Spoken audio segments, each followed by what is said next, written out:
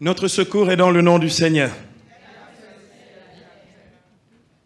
Merci Jésus pour ta présence au milieu de nous, pour ta fidélité dans nos vies, pour ta grâce qui opère avec puissance en ce lieu.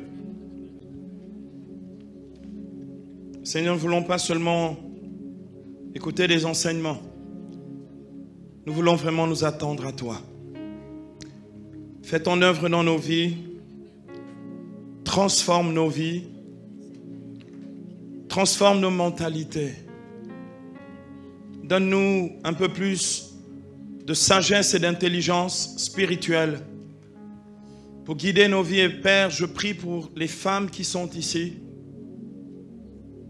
pour qu'elles soient de plus en plus sensibles à ta voix, qu'elles sachent t'écouter, et que, Seigneur, puisse avoir sur leur propre vie le regard que tu poses sur leur vie. Merci, mon Dieu, parce que tu as des projets de paix pour elles, des projets de réussite et d'accomplissement. Père, par le Saint-Esprit et au nom de Jésus, fais cette œuvre dans la vie de tes filles. Amen. Bien-aimés, nous allons donc poursuivre notre séminaire de ce jour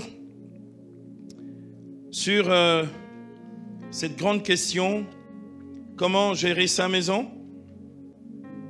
Nous avons vu donc une première communication sur tenir sa cuisine. Nous avons vu que tenir sa cuisine, c'est essentiellement deux choses, anticiper et gérer.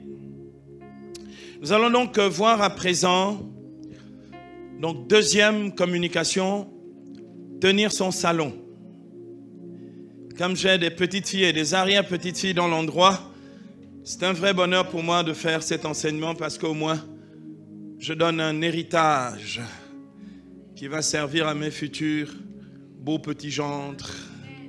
Alléluia. Oh, Dieu est grand. Dieu est bon. Bien-aimés, l'apôtre Paul dit quelque chose qui peut nous aider, qui est un automotivateur spirituel important qui peut nous aider. Paul dit dans 1 Corinthiens au chapitre 14 verset 33, l'apôtre dit, et il le dit quand il parle de la vie charismatique, il dit que notre Dieu n'est pas un Dieu de désordre, mais de paix. Quelqu'un entend? Ah, c'est une parole extrêmement dense. Notre Dieu n'est pas un Dieu de désordre, mais de paix. Bien-aimés, nos manques de rigueur, nos négligences, nos étourderies, ou quelquefois même ce qu'on appelle la procrastination, c'est-à-dire le fait de renvoyer toujours à demain les choses qu'on fait aujourd'hui, nous font créer du désordre dans notre environnement. Quelqu'un entend ce que je dis en français? Et beaucoup d'entre nous ne réalisent pas ça. C'est-à-dire que, vous savez que dans la psychologie féminine, excusez-moi de dire ça rapidement parce que ça peut avoir l'impression que j'attaque les femmes.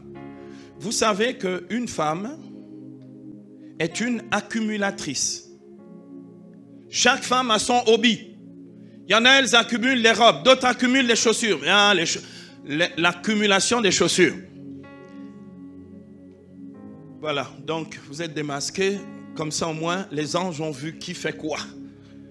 Mais d'autres accumulent des tas de choses dont elles ne se servent pas. Je connais une vieille grand-mère qui a dans sa maison, en fait, un cagibi, une sorte de chambre. Et dans le cagibi de la femme en question, en fait, vous avez Petit Dubaï. Toutes sortes de choses dont elle n'a pas besoin. Et tout l'argent de sa retraite, c'est ça. En fait, elle a besoin de savoir que tout ça est là. Elle n'en a pas besoin. C'est juste parce que c'est la psychologie féminine. Les femmes accumulent les vêtements, les sous-vêtements, les choses.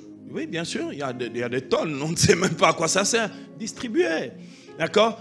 Les chaussures, etc. Et toutes sortes de choses qui montrent chez vous, en fait, le potentiel au désordre. Quelqu'un entend? Je vais vous l'expliquer un peu mieux. les femmes sont accumulatrices aussi des rancœurs et des rancunes. Elles accumulent comme les chaussures. C'est pas compliqué parce que ça ressort à toutes les discussions. Comme tu avais dit aussi la dernière fois. Donc j'additionne ceux d'avant. Plus aujourd'hui, j'additionne ceux qui ne m'ont même pas encore arrivé. Parce que les femmes sont des additionneuses compulsives. C'est une maladie. Ça s'appelle un TOC. Un trouble obsessionnel compulsif. Mesdames, il faut se soigner. Et vous êtes au bon endroit. Parce qu'au FTA, on soigne ces maladies-là des femmes. Quelqu'un entend? L'accumulation compulsive qui est la tienne est une maladie.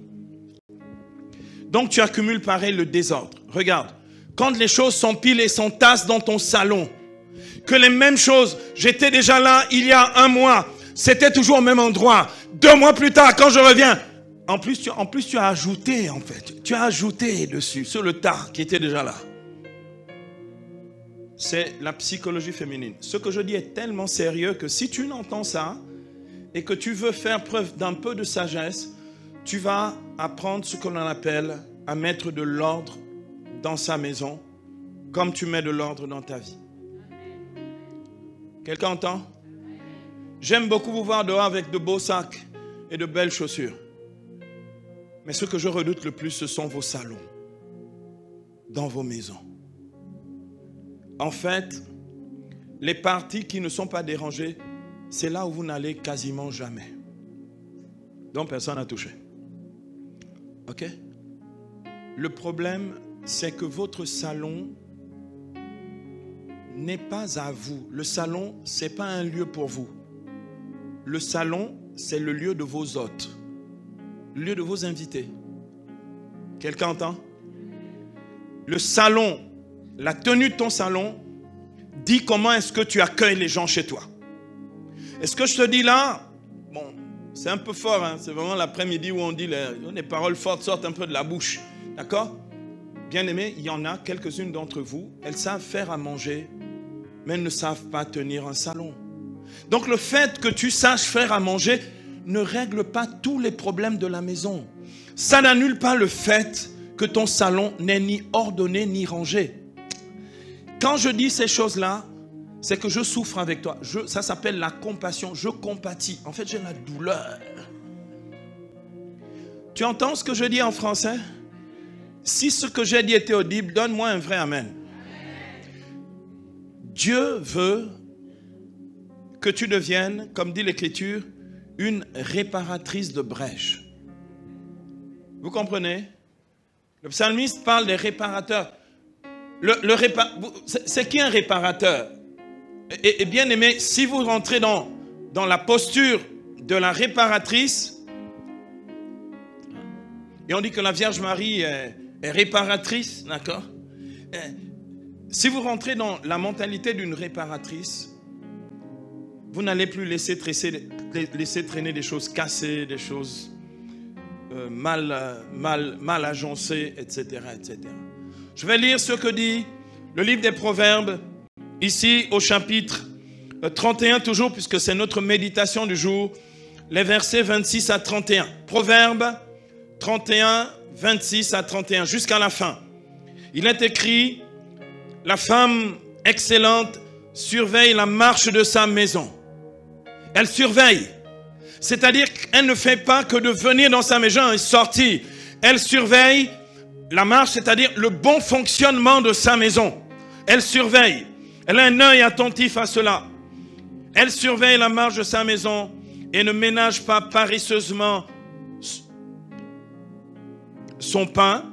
Et ne mange pas, paresseusement son pain. Donc elle ne fait pas qu'être là comme une personne dont on doit s'occuper. Bien aimé, je fais juste une pause et je continue ensuite ma lecture. Beaucoup ici traînent et traînassent dans leur maison parce que ce sont des femmes qui veulent qu'on s'occupe d'elles. Maintenant, je vais te poser une question. Est-ce qu'on s'occupait de ta grand-mère?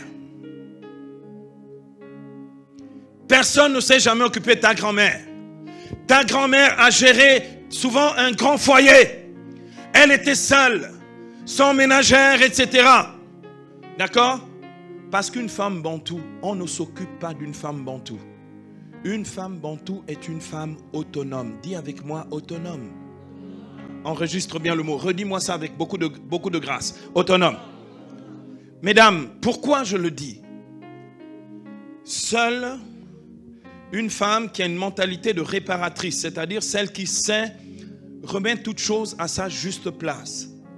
Seule une femme autonome, qui n'attend pas qu'il y ait quelqu'un d'autre qui vienne, que ce soit le mari, la ménagère ou je ne sais pas quelle petite sœur, vienne se substituer à elle. Seule une femme réparatrice et autonome est capable de gérer son salon parce que c'est son salon. Quelqu'un me donne un amen?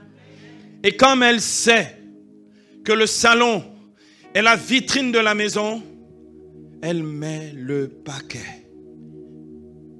Vous comprenez le mot paquet? Je n'ai pas dit le paquet d'Audica, j'ai dit le paquet, c'est-à-dire qu'elle se met à fond dedans. Amen. Elle se met à fond dedans.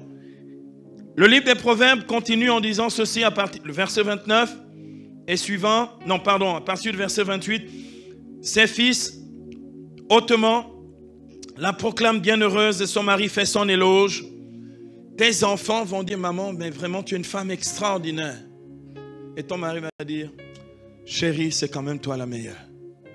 Quand je dis ça, c'est là où tu donnes un amen. Bon, tu n'aimes pas ce genre de compliments. Bon, on te les donne quand même. C'est quand même toi la meilleure? Bon, prouve-nous. Donc, prouve-nous. Oh, fais-moi un sourire dans le Saint-Esprit. Prouve-nous que tu es la meilleure. Il y a des chrétiens dans le coin? Oh, tu es la meilleure. Bien des filles ont fait preuve de valeur, mais toi, tu les surpasses toutes. Femme totalement accomplie. La grâce trompe, la beauté ne dure pas. La femme qui craint le Seigneur, voilà celle qu'on doit louer. À elle le fruit de son travail et que ses œuvres publient sa louange. Ton travail, tes œuvres, la manière de traiter ta maison, particulièrement ton salon, publie tes louanges. Tu veux de la reconnaissance et beaucoup de femmes ont tellement une petite faible estime d'elles-mêmes qu'elles passent leur temps à se dire oui, pourquoi les gens me critiquent, pourquoi les gens parlent mal de moi. Tu veux soigner ça? Arrange ton salon. Tu veux des louanges? Arrange ton salon. Quelqu'un entend? Quand tu rentres, tu dis même si on ne m'aime pas dehors, chez moi c'est bien. Oh, donne-moi un amen. Alléluia. Fais en sorte que les œuvres de tes mains publient tes louanges, comme dit l'Écriture ici. Alors, comment tenir son salon? Pour tenir son salon, mesdames, il faut deux choses. Deux choses. Pas trois, pas quatre. Parce qu'on va encore aller dans des subtilités inutiles. On va perdre le temps avec des discours et finalement, le salon ne sera toujours pas tenu. Voici les deux choses qui font qu'un salon est tenu. Petit A, l'ordre. Le mot est important parce qu'il est précieux. L'ordre. J'ai cité 1 Corinthiens chapitre 14 verset 33. Notre Dieu est un Dieu d'ordre. Et les adorateurs de mon Dieu et les servantes de mon Dieu sont des femmes d'ordre. Quelqu'un me donne un amen. Le premier point c'est l'ordre. Le deuxième point, petit b, la propreté. Oh, j'aime le mot. J'aime le mot. Le mot propreté. Regardez, le mot lui-même, il sonne bien. Propreté. Quand tu dis, ta bouche devient propre en même temps. Le mot lui-même est propre. Parce qu'il dit la propreté. Quelqu'un me donne un amen. Commençons par l'ordre, mesdames. Parce que vous pensez que vous êtes ordonnées. Mesdames, en fait, vous vous dites ordonnées parce que, en fait, jusqu'ici, les choses ont bougé, mais tu n'as pas vu que ça a bougé. D'accord?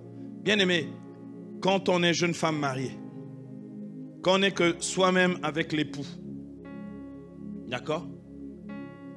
C'est à peu près en ordre. Quand il y a le premier fils ou la première fille, non, laissons la fille, parce que les filles sont ordonnées dès le berceau. Elles dorment toujours au même endroit. Le fils, le garçon. Ah, le garçon à la bougeotte. Il fait déjà le désordre dans le berceau et il va faire le boucan dans le salon. Quelqu'un entend? Mais il y a aussi des filles qui aiment beaucoup ça. Bon, quand vous avez 2, 3 garçons, quand c'est une clique de garçons, votre maison est transformée en garage de mécanique. Ils deviennent des mécaniciens. D'accord? Mais je voudrais vous dire une chose. Vos filles aussi ont décidé que votre maison, c'est leur maison. La maison de poupée dont elles rêvent. Et c'est là-dedans qu'elles font les jeux de cuir, qu'elles font beaucoup de choses. Est-ce que quelqu'un entend? Tu arrives, ton salon, c'est plus le salon. Il dit non, non, non, ici c'est ma chambre à coucher, etc. Avec ses poupées, parce qu'elle doit aussi faire beaucoup d'enfants. Donc elle amène tout le désordre au salon. Et toi, tu dis, oh, ce sont les bébés. On ne touche pas aux bébés. Oui, mais le problème, c'est que les gens ne veulent plus venir chez toi. Parce que les gens ne savent pas où mettre les pieds. C'est quand tu appuies, tu entends le bébé qui... Une petite poupée qui crie, d'accord? Ou le petit singe qui tape dans les mains comme ça, qui tape dans les cymbales, etc. Bien aimé, je voudrais vous dire une chose. Quand on fait de l'ordre, il y a un endroit où les enfants jouent. Et ce n'est pas le salon.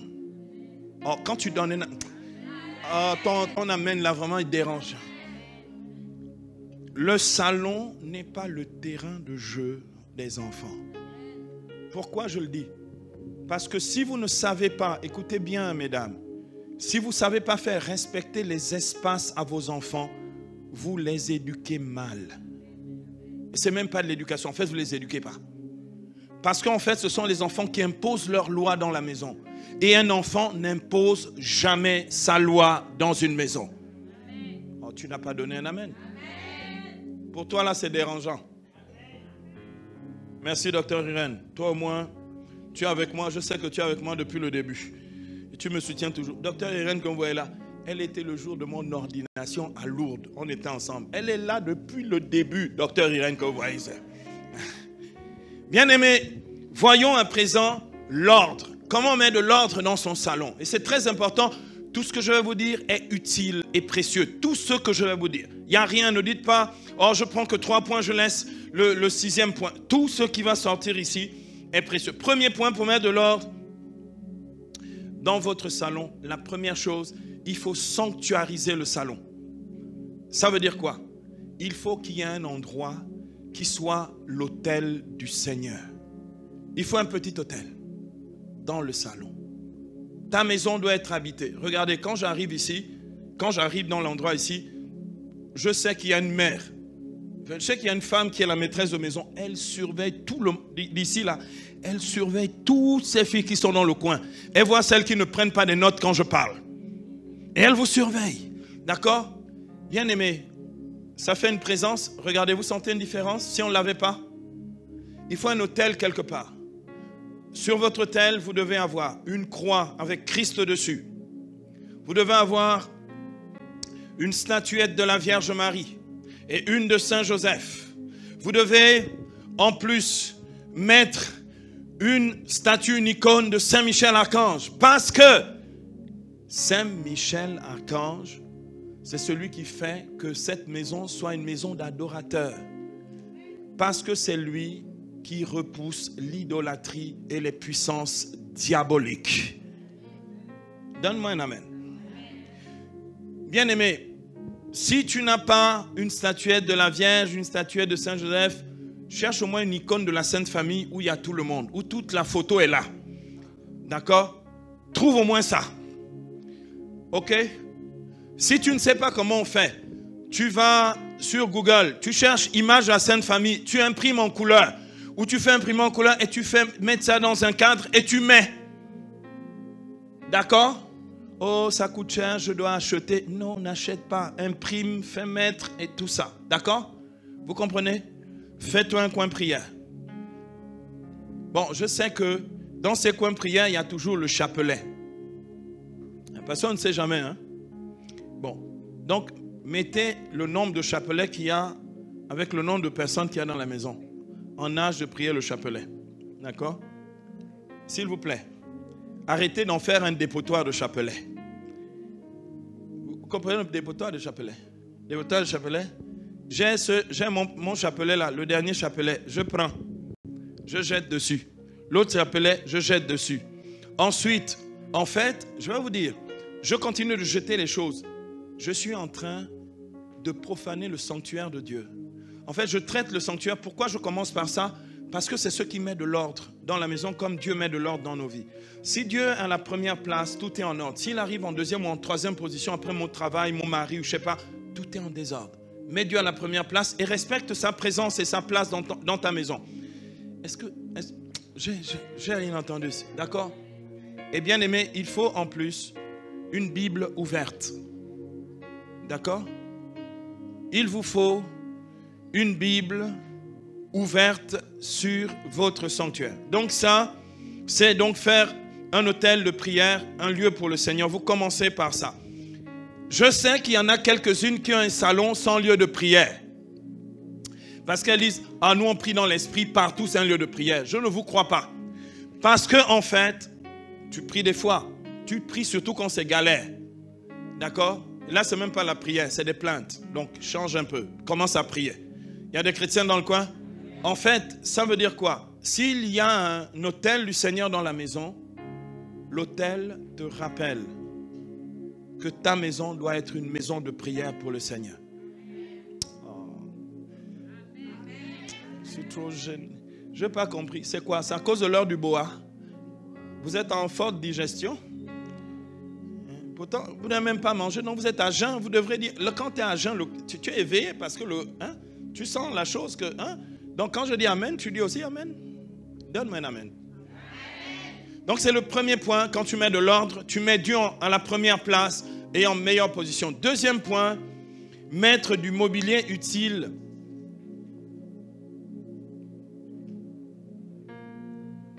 Mettre du mobilier utile au rangement. Ça veut dire quoi? Mettre du mobilier utile au rangement. Bien aimé, on ne met pas, même si c'est joli, même si c'est décoratif et tout ça, tout le mobilier qu'on met dans notre salon doit servir à quelque chose. Les living, toutes sortes de choses, des petites, comment on appelle ça? Des petites tables, la tablette, etc. Tout doit servir. En fait, le mobilier de votre maison doit être utile. Pourquoi? Il fait en sorte que les choses sont toujours rangées et ne traînent pas. On sait ce que l'on met dans un petit meuble, un petit buffet, etc., etc. D'accord? Faites en sorte que votre mobilier soit du mobilier utile, c'est-à-dire un mobilier qui permette de ranger les choses dans la maison. L'ordre continue. Ne chargez pas la décoration de votre maison. Ça doit être simple, sobre et joli. Ne chargez pas. Quand vous chargez de décoration vos maisons, vous créez la caverne d'Ali Baba et donc vous préparez le chaos. Ne chargez pas. Faites de la décoration simple, sobre et jolie. D'accord? Ensuite, quand vous voulez que ce soit ordonné, dans la mesure du possible, il faut clairement distinguer les espaces à l'intérieur de votre salon. La partie salle à manger et la partie salon. Faites une distinction claire.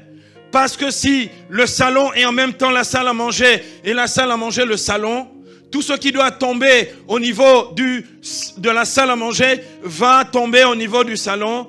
Et quand vos visiteurs arrivent, ils mettent les pieds dans les plats qui traînent au salon parce qu'on a cru que c'était aussi la salle à manger.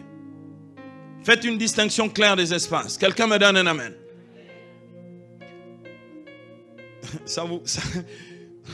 On dirait que c'est rien, mais je vous assure, ça change en qualité votre vie et votre espace intérieur. Ensuite, faire du rangement systématique. Ça veut dire quoi? Faire du rangement systématique, mesdames, ça correspond à ceci précis. Mettre ou remettre chaque chose à sa place après usage. Oui, mais moi je suis comme ça depuis que je suis étudiante. Je te rappelle, tu n'es plus étudiante depuis longtemps. Tu es dans la maison avec des gens qui vivent dedans. Donc, si tu veux que tes enfants apprennent à ranger, et à mettre de l'ordre, mets de l'ordre systématiquement parce qu'elles diront « Maman range toujours ». Or, si toi-même, tu es la première boucanière de la maison, parce que toi-même, tu as décidé que tu rangeras samedi quand je vais faire le ménage. Oui, mais entre-temps, des frères et sœurs en Christ sont venus te visiter. Et il y a une sœur en Christ qui appuie l'œil droit à l'autre sœur en Christ. Là, la prière est bad parce que la prière ne monte même pas quoi. La sœur en Christ dit, comment on peut prier dans un endroit comme ça? On se croirait à Moutouki. Mais Moutouki est devenu trop rangé. D'accord? Bien aimé, c'est important que vous puissiez bien ranger les endroits et faire en sorte que ce soit du rangement systématique. Bien aimé, vous enlevez quelque chose, après usage, vous remettez la chose à sa place. Ça s'appelle du rangement systématique. Dernier point, dans l'ordre. Dernier point, ici, c'est faire en sorte que le salon soit toujours accueillant. Bien aimé, ça veut dire quoi? Si je vais chez quelqu'un ou si je vais quelque part, comment est-ce que j'aimerais être accueilli? Jésus dit la même chose dans Matthieu au chapitre 7, verset 12. Matthieu 7, 12.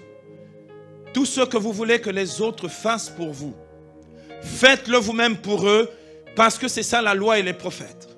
Si je considère que quand j'ai été dernièrement chez une sœur en Christ ou chez des parents, ah, c'était tellement accueillant, c'était tellement beau et agréable.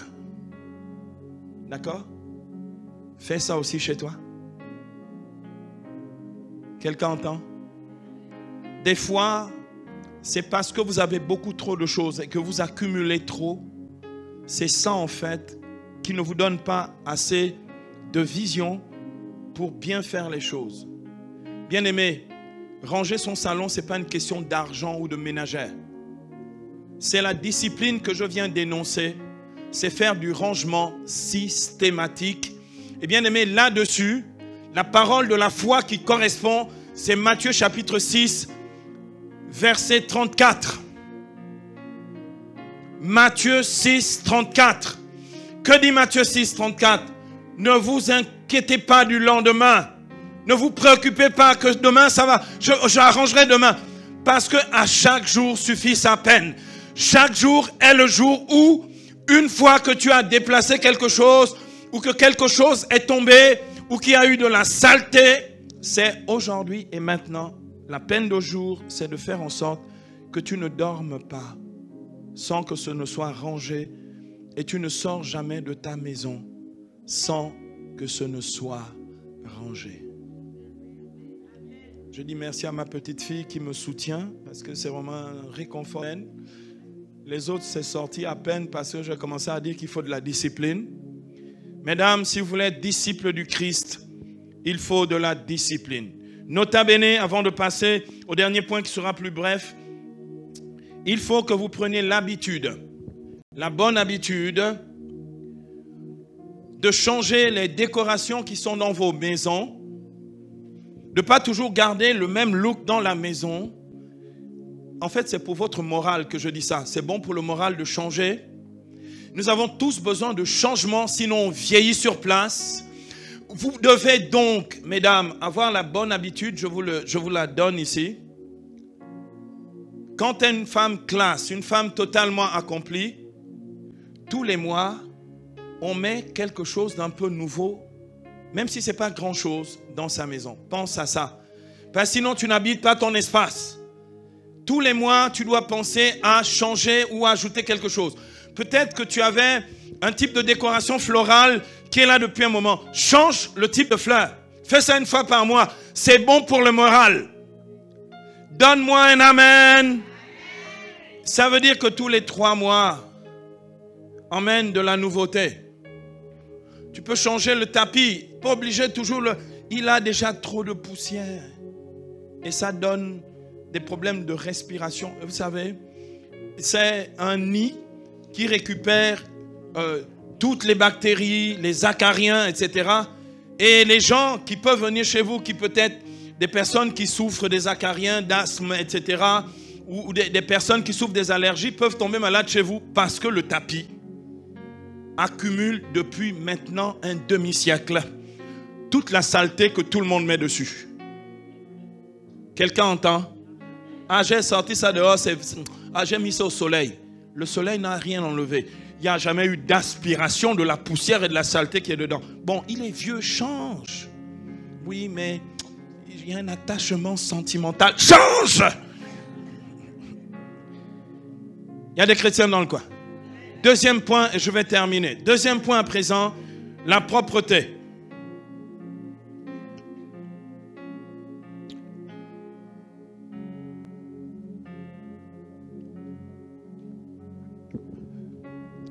Faire du ménage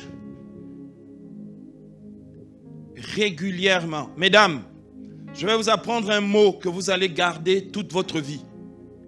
Le mot c'est maniaque. Dites avec moi maniaque. J'ai pas dit manioc, j'ai dit maniaque. Voilà. Maniaque, ça veut dire sans rien négliger. Maniaque, ça veut dire vous traquez la saleté, vous pourchassez la saleté, vous brutalisez la saleté. Vous dites à la saleté, tu n'habites pas chez moi. Redites-moi maniaque. Alléluia, j'aime quand vous dites ce mot-là. Parce que je te vois déjà hautement élevé. Amen. Rien que le mot t'élève. Je sens que mesdames... Non, là, vous commencez à rentrer dans une vraie chose. Là, on commence... Non, maniaque, vous avez dit le mot, hein. Mais mesdames, soyez maniaques. Amen. Mesdames, ne soyez plus laxistes. Ne laissez plus les choses aller. Dites-vous, le ménage que je fais chez moi, c'est un ménage de professionnel. Je suis moi-même la société de ménage dans ma maison. Et aucune société de ménage ici, de rangement et de ménage dans Libreville peut égaler mon travail parce que moi je suis une femme maniaque. Quelqu'un entend? Tu es maniaque. Désormais tu es maniaque. Sois maniaque et sois violente dans la maniaquerie. Il est écrit dans Matthieu au chapitre 11 verset 12. Depuis le jour de Jean-Baptiste, le royaume de Dieu souffle violence. Et seuls les violents s'en emparent. J'ai rien entendu? C'est comme ça que vous êtes violents. Je ne vois pas la violence sortir de la bouche. Mesdames, soyez maniaques. Donc faire du ménage régulièrement. Dès qu'il y a de la saleté qui tombe. Une fois par semaine. Et un grand ménage une fois le mois. Tous les mois. Bloque ça au 30 du mois. Fais-en quelque chose d'obligatoire dans ta vie. Fais ça comme tu te confesses une fois par mois. J'espère que tu fais ça. C'était quand la dernière fois? Ah oui, il y a le corona. On n'a pas vu les prêtres. Les prêtres ont disparu de Libreville.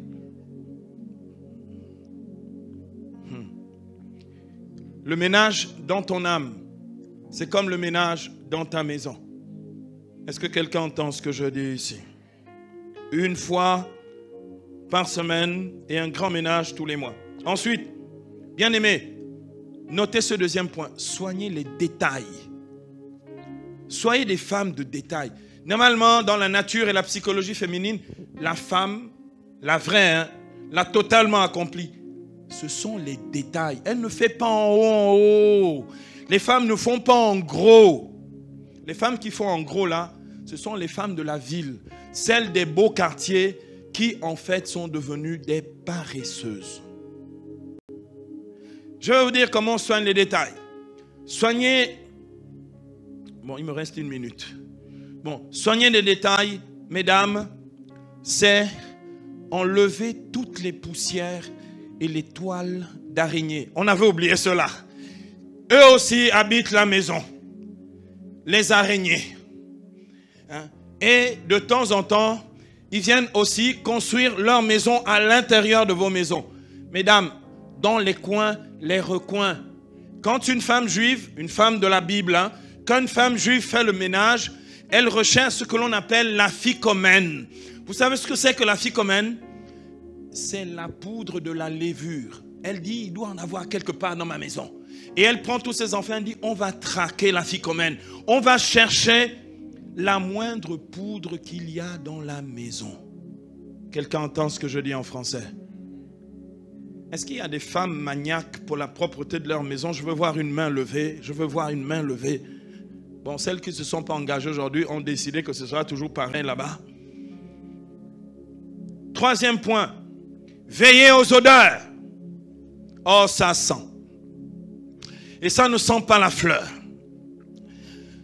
Ça sent des odeurs. Mesdames, emmenez des senteurs dans vos maisons. C'est quand même mieux une maison qui sent bon, plutôt qu'une maison qui sent les odeurs de la sueur. Surtout que les canapés du salon, qui sont en tissu, ont absorbé toutes les sueurs de tout le monde. Ça vous fait un cocktail de sueur et d'odeur absolument extraordinaire. Que quand tu commences la prière, tu es perturbé parce que l'odeur elle-même vient comme un démon dans ton nez. Est-ce que quelqu'un a entendu ce que j'ai dit? Donc le diable, ce n'est pas celui que tu crois. C'est l'odeur du salon. Quelqu'un entend? Mesdames, soignez les odeurs. Vaporisez, mettez quelque chose. D'abord, aérer des fois. Bon, aérer. Vous savez, le grand ménage du samedi, on ouvre tout. D'accord? Et ensuite, mettez des senteurs. Vous pouvez mettre des porridge. Si vous voulez, vous pouvez mettre toutes sortes de déodorisants. Vous avez des choses très simples. Et même, j'ajoute, le plus simple pour vous, c'est de mettre dans votre coin de prière des bougies qui ont des senteurs. Ça ne coûte pas cher. D'accord? Quand tu mets la bougie, tu n'as même plus besoin de te préoccuper. Elle met de l'odeur. Oh, ici, j'attendais un amen. Ton amen est vraiment décourageant. J'ai envie de perdre la foi. Ensuite, dernier point avant le nota bene. Changez souvent les tapis et les rideaux. C'est bon pour l'humeur. C'est très bon pour l'humeur. Si tu ne fais pas ça pour toi, s'il te plaît, fais ça pour moi. Parce que quand je viens chez toi, et que c'est toujours le même spectacle, ce spectacle-là ressemble toujours à tes histoires parce que tu racontes toujours les mêmes. Ça fait 20 ans que je te connais. Et à chaque fois, tu racontes les mêmes choses. Et que c'est toujours la voisine du quartier qui, la dernière fois, en fait, ça remonte déjà depuis 20 ans, t'as congossé avec l'autre voisine de pas loin. En fait, c'est comme quand tu ne changes pas les rideaux. Change les tapis et les rideaux. J'ai quasiment terminé ici. Parce que ces choses-là conservent la poussière, les acariens et même des bactéries. C'est pourquoi, pour des questions d'hygiène, mais aussi pour des questions d'esthétique, tu as besoin de changer de rideau. S'il vous plaît, je vous conseille d'avoir au moins 3 jeux de tapis et 3 jeux de rideaux. Ici, il y avait un amen qui était écrit sur mon papier, mais qui n'est pas sorti des bouches. Voilà. Oh, alléluia. Nota bene, je vais m'arrêter ici, mesdames. Je vous ai déjà assez pris de votre précieux temps. Je vais aborder un sujet fâcheux et extrêmement brutal. La propreté des toilettes visiteurs. Rimbambamba. Parce que ce lieu-là, c'est le seul lieu qui me fait dire si tu es totalement accompli ou si tu es encore ailleurs que chez les femmes totalement accomplies. C'est un de mes supérieurs de communauté, le père Pierre-Marie, qui m'avait dit, tu sais, quand tu vas dans une maison, va d'abord dans les toilettes, dis, excusez-moi, est-ce que je peux m'absenter un instant? Alléluia. Bien-aimé, de temps en temps, il y a des marques de frein. Vous savez, quand tu freines sur la chaussée, il y a les marques de frein. Donc, de temps en temps, il y a les marques de frein. En fait, dans tes toilettes, il n'y a même pas la longue brosse. Prenez la brosse avec le long machin, le long manche. D'accord? Il ne faut pas mettre les mains dedans, hein? Ce n'est pas hygiénique. Pour nettoyer le cabinet de toilette. Dites à vos enfants, quand tu as fini de cirer l'endroit, nettoie le cirage. D'accord? Faites en sorte que ce soit propre. Faites en sorte qu'il y ait des senteurs, que ça sente bon. Pourquoi ça doit sentir bon là-bas? Mais parce que ce que nous allons y mettre n'emmène pas l'encens. Quelqu'un entend? Donc, faites en sorte que vos toilettes soient propres. L'évier des toilettes doit être propre parce qu'on lave les mains qui ont touché le papier hygiénique. Est-ce que vous voulez plus de détails? Je vais m'arrêter ici pour des questions d'aisance et de tranquillité, de la paix de tout le monde. D'accord? Nettoyez vos toilettes parce que c'est sur vos toilettes que l'on juge votre salon, parce que les toilettes visiteurs sont le prolongement du salon. Et c'est là où on se demande s'il y a une femme dans la maison ou s'il n'y a pas de femme. Mais comme je sais que vous êtes des femmes qui aspirent à l'excellence et à devenir des échetrails, que Dieu bénisse vos vies et qu'il bénisse vos salons. Amen.